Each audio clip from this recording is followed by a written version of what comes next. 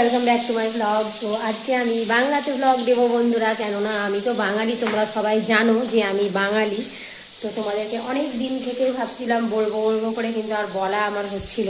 তো হ্যালো বন্ধুরা, welcome back to my blog. তো আমি বাঙালি, তোমরা সবাই জানো। তো আজকে আমি ভেবেছি যে আমি বাংলাতেই ব্লগ দেবো তোমাদের। তো আজকে আমি সকালবেলাতে উঠতে একটু দেরি হয়ে গেছে, কেননা শরীরটা খুব একটা ভালো নেই। তো স্নান টান করে রেডি হয়ে গেছি, রেডি হয়ে চলে এসেছি রান্নাঘরে। দেখতেই পাচ্ছ রান্না হচ্ছে আমার। এই যে আমার সমস্ত বাজার নিয়ে চলে এসছে, এইগুলোকে সবকে আমি ঢেলে ঢেলে রেখে দেবো। আর এই বাজারটা হলে আমার অনেকটাই বাজার সব কিছুই করা আছে, শুধু এইটুকুই বাকি ছিল, দিয়ে ওকে আনা করালাম। আর এই দেখুন এখানে রাখা আছে ফল, এখানে রাখা আছে লাউ কুমড়ো, এইসব রাখা আছে। তো আমার রান্না চলছে। এই রান্নাটা হলেই আমি এই মাছের ঝোল করবো আজকে। এই যে এই পেঁপে আলু দিয়ে মাছের ঝোল, এখানে হচ্ছে লাল শাক ভাজা, ভাত আমার হয়ে গেছে। ভাতের হাঁড়ি দেখুন বন্ধুরা, কি সুন্দর তেল, ভাতের ফ্যান ঝরছে। আর এখানে আমি রেখেছি মশলা বেটে, এই যে টমেটো রাখা আছে কেটে। আর এখানে কিছুটা রাখা আছে ট্যাংরা মাছ, এই মাছটার আমি করবো টক।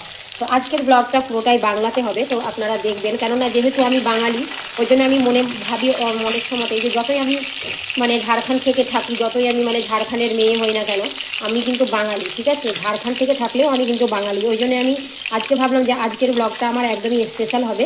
আর আমি যে বাঙালি সেটা তোমাদেরকে একদম ভালোভাবে জানাতে চাই। আজকে পুরোটাই ডিটেলস করে দিলাম যে আমি বাংলা থেকে, ওয়েস্ট বেঙ্গল থেকে আমি বাঙালি, ঠিক আছে?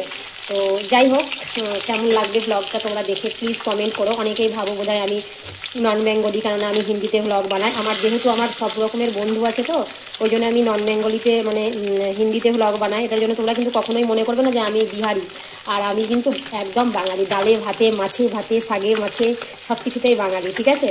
তো চলো আমি এবারে এখানে রান্নাটা করে নিই। এই যে বন্ধুরা, আমার এই মাছ কটা কয়েকদিন আগেকারই ছিল, 4-5 দিন আগেকার বোধ হয়, নাকি না পরশু দিনকার বোধ হয়। যাই হোক, তো এই মাছগুলোকে আমি ভালো করে আর একটু ভেজে নিলাম। কেননা একটু যদি ভেজে নেওয়া যায় না, তাহলে মাছ ধরো যতই ফ্রিজে থাকতে গেলে একটা কী ধরনের একটা আলাদা ধরনের ইয়ে হয়ে যায়। তো জন্য আমি একটু বেশ ভালো করে ভেজে নিলাম আবার মাছটাকে। এটাকে করব, দেখতেই পাচ্ছ। এই দেখো এখানে আছে তেঁতুল, এই দেখো দেখতেই পাচ্ছ এখানে তেঁতুল। এই তেঁতুল দিয়ে করবো এই মাছটার টক। আর বড়ি দিয়ে এই পেঁপে আর সামান্য একটু আলু দিয়েছি, পেঁপে আলু দিয়ে এই মাছের ঝোল হবে, 3 পিস মাছের। কারণ আমরা 3 জন মেম্বার বলে 3 পিস মাছ। তারপরে এই দেখো আমি এই বড়িগুলোকে একটু লাল লাল করে ভেজে নেবো, কেননা ঝোলে এই বড়িটা দেবো মাছের ঝোলে। ওই জন্য আমি বড়িটাকে সুন্দর করে লাল করে ভেজে নেবো একটু। আর এই তেলটা আমি ফেলেই দেবো ভেবেছিলাম, কেননা বেশি অনেক 2-3 বার যদি মাছ ভাজা হয় না, ওই মাছে তেলে যদি রান্না করা যায় তাহলে তরকারি টেস্ট হয় না। ওই জন্য আমি ভাবলাম ফেলে দেবো, তো ভাবলাম ফেলে দেবো, চলো তাহলে বড়িটাই ভেজে নিই। তো বড়ির কোয়ান্টিটিটাও কম দিলাম, কেননা আমাদের তো যতগুলো লোক ততগুলাই বড়ি দিয়েছি। আমি অতটা বড়ি ভালো পছন্দ করি না খেতে, তো ওই জন্য আমি এই কটাই বড়ি দিয়েছি। তো দেখুন আপনারা আমি রান্না কী করে করি। তো এই মাছের আর বড়ি আলু পেঁপে দিয়ে যেটা ঝোল হবে, সেটা হবে পুরোটাই কালো জিরে দিয়ে। আর একটু সামান্য মশলা দেবো, পেঁয়াজ রসুন বাটা, এই দিয়েই হবে ঝোলটা। দেখুন বড়িতে পুরো তেলটা শুষে নিয়েছে। ওই জন্য বড়ি যখনই আপনারা ভাজবেন অল্প তেল দিয়ে ভাজবেন। বড়িতে যতগুলি তেল দিবেন ততগুলি তেল বড়ি অ্যাবজর্ব করে নেয়। ওই জন্য আমি বড়িতে অল্প তেল দিয়েই বড়ি ভাজি, তাহলে তেলটা কম লাগে বড়িতে, নাহলে বড়ি অটোমেটিক পুরো তেল টেনে নেয়। তো আমি এটাকে ভালো করে একটু ভেজে নিলাম। এবারে আমি একটু তেল দিয়ে এটাকে ভেজে নেব। পেঁপে আর আলুটাকে একটু ভালো করে ভেজে নেব। ভেজে নিয়ে তেল আমার গরম হয়ে গেছে, এটাকে বেশ সুন্দর করে একটু ভেজে নেব।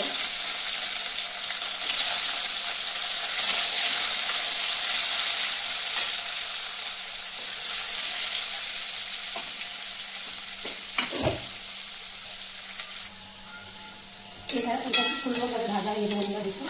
আর এটাকে আমি একটু সামান্য সাইডে করে একটু সাইডে করে দেবো, ঠিক আছে? তো গ্যাসটাকে একটু কমিয়ে দিলাম, গ্যাসটাকে কমিয়ে দিয়ে একটু সাইডে করে দিয়ে আমি এবারে দিয়ে দেবো একটু সামান্য কালো জিরে। কেননা কালো জিরে দিয়ে আজকে ঝোলটা হবে পুরোটাই। তারপরে একটু তেল দিয়ে দিলাম। তেল দেওয়ার পরে এখানে আমার কাছে আছে মশলা, তো আমি এইখান থেকে এই মশলাটাকে ভেজে দিলাম। বেশি মশলা লাগবে না, টমেটোটাও দিয়ে দিলাম। একটু রান্নাটা একটা অন্যরকম করে করলাম, আপনারা একটু মেনুতে দিন, ঠিক আছে? রান্নাটা যে হলো পুরোটাই একদমই অন্যরকম করে করলাম। সেটা রান্না করার আমার একদমই সকাল থেকে একটু মাথাটা গন্ডগোলই হয়ে আছে, কিন্তু কিছু করার নেই, রান্না তো করতেই হবে। তো আসল কথা হচ্ছে কি, রুগীদের যেরকম ঝোল হয় সে ধরনেরই হচ্ছে ঝোলটা, ঠিক আছে? তো যাই হোক, এরকম করেই হবে আজকে রান্নাটা। তো আজকে রান্নাতে আমার একটু মন নেই, জানি না কেন এরকম লাগছে। হলুদ হলুদ কিছু বুঝতে পারছি না যে হলো কি হলো না, হলো কি হলো না, কিছুই বোঝা যাচ্ছে না। তো একটু হলুদ দিয়ে দিলাম, যা হবে হবে দেখা যাবে। আমার মনে হয় যে বড়িটা বোধহয় একটা সিদ্ধ হবে কিনা ওটাই চিন্তা করছি, কারণ আজকে তো আমি একটু মানে সিদ্ধ করে দিয়েছি পেঁপেটা আর আলুটা, কেননা পেঁপে ফোনের মধ্যে দিলে অনেকটাই টাইম লেগে যায় সিদ্ধ হতে, ওই জন্য বেশি একটু আগেই সিদ্ধটা করে নিয়েছি। তো চলো হোক ততক্ষণ। আমার পুরোটাই মানে মশলাটা পুরো কষা হয়ে এসছে। এবার আমি দিয়ে দেবো অল্প একটু জল, কেননা বেশি জল ওই জন্যই দেবো না, কেননা আমার মানে সব সেদ্ধ করা আছে, তো বড়িটাকে একটু দিয়ে দিই, তাহলে বড়িটার মধ্যে একটু মশলাটা ঢুকে যাবে। জানি না বন্ধুরা আজকে বড়ি আমার সিদ্ধ হবে কি হবে না, কেননা মানে আজকে তো বেশিক্ষণ লাগবে না সিদ্ধ হতে, কেননা পেঁপে আমার পুরো সিদ্ধ হয়েই আছে। প্লাস আমি ওটাই চিন্তা করছি যে আমার সিদ্ধ যেন বড়িটা হয়ে যায়, ঠিক আছে? তো ওটাই চিন্তা করছি যে সিদ্ধ হবে কি হবে না, যাই হোক সিদ্ধ তো করতেই হবে যা করেই হোক না কেন। চলুন এইদিকে হচ্ছে আমার মানে তরকারিটা একটু সামান্য বড়িটা সিদ্ধ হয়ে যাক, একটু ফুটুক, তারপরে এখানে মাছটা দিয়ে দেবো। 3 পিস মাছ রাখা আছে আমার, এই মাছটা দিয়ে দেবো। চলো ততক্ষণ আমি ফলটা কেটে নিই ঝুড়ির কাছে, আর আমি বেদানাটা কেটে নিব, কেননা বেদানাটা আমার খুব দরকার, মানে বেদানাটা আজকে লাগবে। আর এই অরেঞ্জ আমি কিন্তু কোনোদিনও কাটি না, কেননা অরেঞ্জটা কাটতে ওই রাখাই থেকে যায়, ওই জন্য আমি অরেঞ্জটা কাটবো না, আমি শুধু বেদানাটা কাটবো। অরেঞ্জ যার মন হবে একটা একটা গোটা গোটা খাবে। বন্ধুরা আমি বেদানাটা ছাড়িয়ে নিয়েছি, আর এই দেখুন কতগুলি নষ্ট, দেখুন মানে বেদানার এত টাকা দাম হওয়া সত্ত্বেও মানে এতগুলা নষ্ট বেরোলো, তো আমার খুব মায়া লাগে, কেননা পয়সা তো অনেক কষ্ট করে ইনকাম হয়। আর এইটুকু সামান্য রেখে দিলাম, এটা আবার অন্যদিন হবে, কাল হবে, কেননা বেদানার প্রচুর দাম, ওই জন্য অ্যাডজাস্ট করে খেতেও হয়। তো আমি এটাকে তো দেখুন এবারে এই টিফিনের মধ্যে ভরে নিব, কেননা টিফিনের মধ্যে ভরে রাখতে গেলে না যার যেটুকু দরকার সে সেটুকু নেবে আর খাবে। তো আমি এখানটাতে ভরে নেবো ভালো করে, তো কেটে নিলাম সুন্দর করে।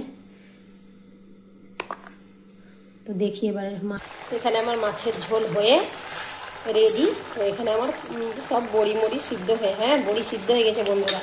আমার এটাই প্রচুর টেনশন ছিল, তো আমি এবারে মাছগুলোকে একে একে দিয়ে দিলাম, কেননা এটা তো মানে সবার নয়, মানে 2-3 জনের তরকারি, ওই জন্য অল্প ঝোল করেছি, বেশি ঝোল করিনি। আর মাছটাকে জাস্ট দিয়ে দিলাম, সুন্দর হবে রান্নাটা, বেশ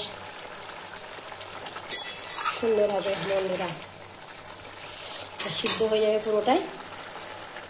এখনও কিন্তু রান্না শেষ হয়নি, কেননা রান্নাতে এখনও বাকি আছে আমার ডিমের আমলেট করে তরকারি করব ছেলের জন্য। তো চলুন এটাকে আমি ততক্ষণ নামিয়ে দিই, একটু বাড়িয়ে দিলাম গ্যাসের ফ্লেমটা বাড়িয়ে দিলাম, তো এটাকে নামিয়ে দিই, ফুটতে গেলেই নামিয়ে দিই। এবার আমি করে নিচ্ছি হালকা করে ছোট্ট একটু অল্প মাছের টক। তো এখানে আমি দিয়ে দিয়েছি তোমার কড়াইয়ে 5 ফোড়ন, একটু সামান্য সর্ষে আর শুকনো লঙ্কা দিয়ে দিয়েছি।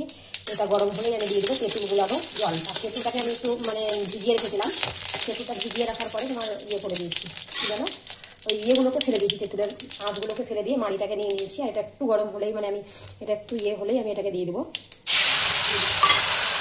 দিয়ে দিলাম তেঁতুল গুলানো জলটা। তেঁতুল গুলানো জল দেওয়ার পরে আমি দিয়ে দেবো এবারে নুন আর হলুদ। আমি দিয়ে দিয়েছি নুন হলুদ, এটার মধ্যে নুন হলুদ দিয়ে দেওয়ার পরে এবার আমি দিয়ে দিলাম একটু সামান্য জল, তেঁতুল গুলানো জলটা আর নর্মাল জল একটু দিয়ে দিলাম। দিয়ে দেওয়ার পরে এবার একটু যেরকম ফুটে উঠবে এটা আমি সেরকমভাবে মাছটাকে দিয়ে দেবো, দিয়ে দিলাম মাছগুলো। তো এরকমভাবে বাঙালিরা মাছের টক রান্না করে। আর একটা টক রান্নার পদ্ধতি আছে আপনাদের সঙ্গে, সেটাও আমি শেয়ার করবো। তো টকের মধ্যে ব্যাপারটা আছে যে টকটা এরকমভাবে রান্না করে কচু, আলু, মূলো, বেগুন, মানে 5 মিশালি টক যেটা, ওটা দিয়েও টক করা হয়। তো ওটা দিয়েও টক বেশ ভালোই লাগে খেতে।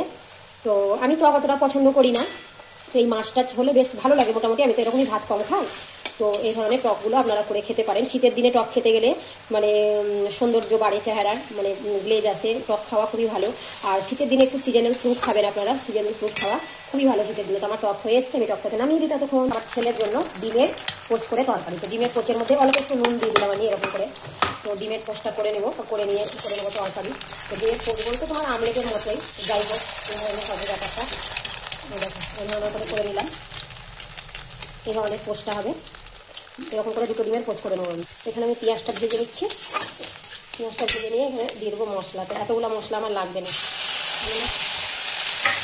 মশলা দিয়ে তরকারি একটু দিই, একটু গরম মশলা একটু দিয়ে টমেটো দিয়ে এটাকে একটু কষিয়ে নেবো মশলাটা কষিয়ে নেওয়ার পরে তখন ওটা ডিমের আমলেট জল দিয়ে দেবো। জল দেওয়ার পরে একটু জলটা ফুটিয়ে তখন এখানে 2টো ডিমের পোস্ট করে রেখেছি, এই পোস্টগুলোকে দিয়ে দেবো, কারণ আমি বেশি ভাবি থেকে বেশি তেল মশলা দেবো না, কিন্তু তেল মশলা ছাড়া কি আর তরকারি হয় বলে? তেল মশলা ছাড়া তরকারি কোনোদিনই হয় না।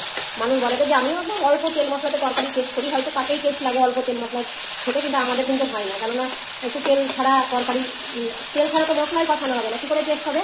শুধু মুখের জোরে বললে তো হবে না। অনেকে বলেন যে আমি একদম অল্প তেলে রান্না করি, অল্প তেলে ডাল রান্না হয় বন্ধুরা, অল্প তেলে কোনো মানে ননভেজ তরকারি রান্না হয় না। ভেজ যদিও হবে, ডাল শাক এইসব অল্প তেলে হয়, কিন্তু কোনোদিনও ননভেজ তরকারি অল্প তেলে হয় না। ঝোল ফুটে গেছে ডিমের তোমার ডিমের আমলেট করে তরকারি যেটা ঝোল সেটা ফুটে গেছে। এবার আমি এই দুটো ডিমের আমলেটকে এখানটাতে দিয়ে দিলাম, তাহলে আমার তরকারিটা হয়ে যাবে। একটু সামান্য ফুটলেই আমি নামিয়ে নেবো।